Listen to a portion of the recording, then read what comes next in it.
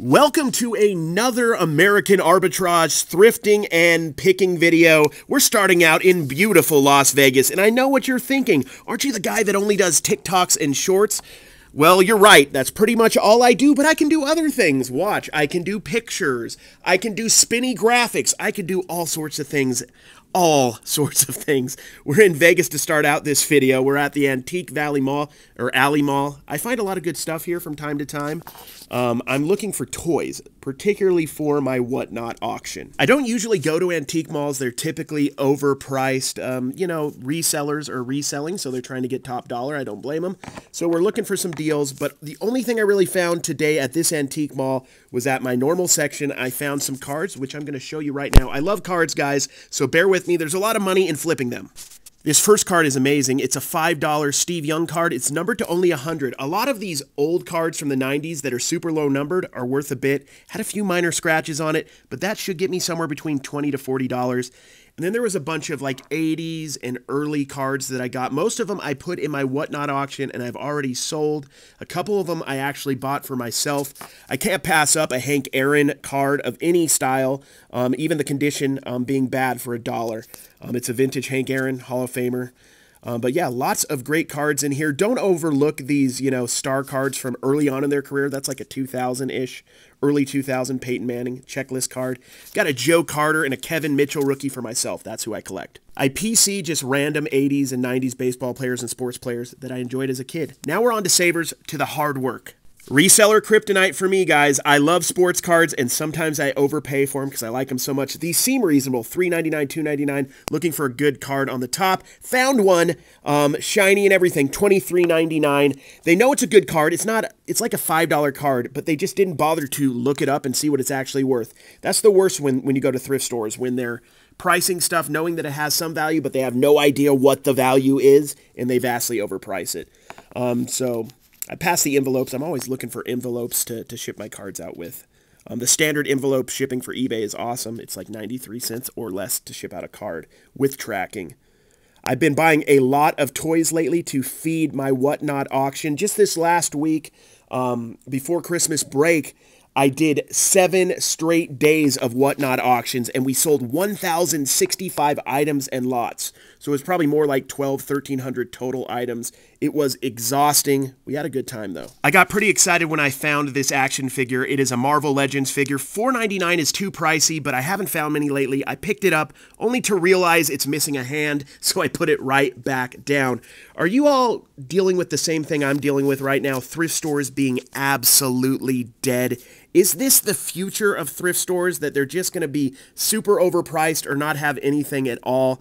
I think it's somewhere in the middle. I mean, I started thrifting and picking over a decade ago, and there was a ton of stuff, and there was less competition, but there was still a lot of people buying stuff to flip. Here's the main reason why I think thrift stores are dead right now, or not doing that great, and it's because they're not getting enough donations. At least in my area, the donations seem sparse, and in turn, they're trying to keep their profits up, and they're charging a lot for the items they have. It's a bad combination if you want to make any money in this game, but I still find stuff that they overlook all of the time. Quick side note, this is a pretty solid bag of action figures. I think it was, I couldn't see the price there, like $5, $6, $7, oh, $7.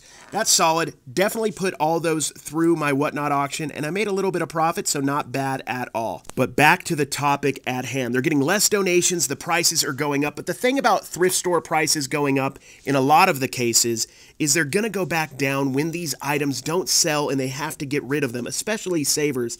Most savers I know don't have like online components like Goodwill does, so they don't have other places to sell them.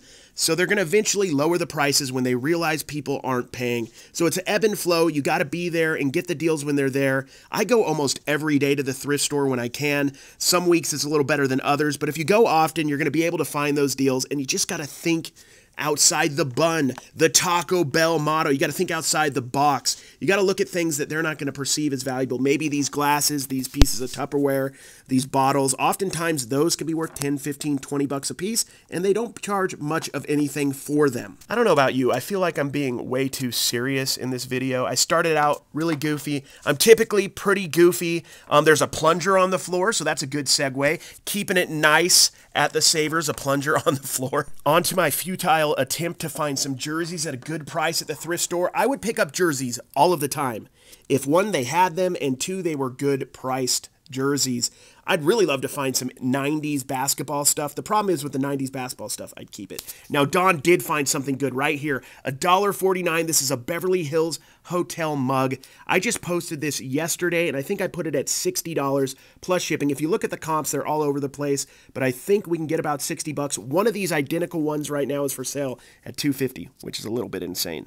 Dawn is talking to me. I had to take the volume down because of all the music in the thrift shop, but imagine she's telling me how awesome this mug is and me saying, no way, Dawn, I doubt it. She was 100% wrong, and I was incorrect. On to the really pretty Savers by the Mountains in Salt Lake City. Looking for the video games. Once again, a futile attempt to find something good. I spent 5,000 hours on Battlefield Bad Company 2. I absolutely love that game. If any of you played Battlefield 2, Bad Company 2, let me know. Homefront was also good. You could have like 100 players on the map. It was mayhem. Very fun game. I don't play games like I used to because I have to pretend to be an adult. Off to the toy section, and good news, it's looking pretty sparse. There's not much of anything here on the walls. There's times of the year where it's completely packed with stuff. I do like to look and see if I can find any plushes. Didn't find any today. That's Fanatics.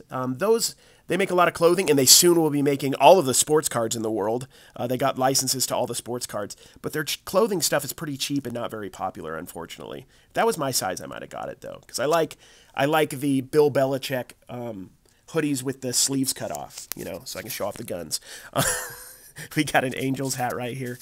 Nothing too crazy, and plus I think they wanted like how much? $7.49. Okay, that's insane, Savers. What are you thinking? You guys gotta. Seriously? Somebody needs to check the pricing there, help them out. So there we go, drinking fountains, guys. There's a sad plush on the floor. Poor guy. Here we go. Before we leave this thrift store, here's some nightmare fuel. Just look at this. I don't know what that is. I'm gonna put it back. I don't want any of the demons or ghosts that come along with that. That was insane. Off to the VHS, seeing if I can get lucky like Kevin Commonwealth Picker and find a $4,000 sealed Willow, but it looks like all I'm finding is stuff that isn't sealed. Waterboy, great movie. Well, I am back at the shop, and truth be told, that video was filmed like 3 or 4 weeks ago. It's been sitting on my phone for a while. I've had a little bit of a tough time getting into doing the full-length YouTube videos. I love it, and I know myself, I'm probably going to get on a tear here and do a lot of them, and my goal is to just be consistent. TikTok and Shorts have probably spoiled me a little bit. They're easier to do, they're quicker to do, but I love doing YouTube. I appreciate all the new follows I've gotten here recently from one of my shorts that went super, super viral, thanks to NC Picker, Dave, for editing it for me, making it a little shorter. It did really well on TikTok. He edited it, and it did well again. So I appreciate your help, man. But yeah, guys, I will be doing more consistent videos here, thrifting, and whatever else that comes to my mind. Maybe some Whatnot auction stuff. Also, follow me on Trash to Cash, the podcast. I'm the best part of it. Dave's there too, NC Picker, but, you know, he's all right. But I appreciate you guys. Like, subscribe, unlike, you know, do what you guys want, but I'd appreciate it if you subscribe. I'll talk to you all next time. Take care.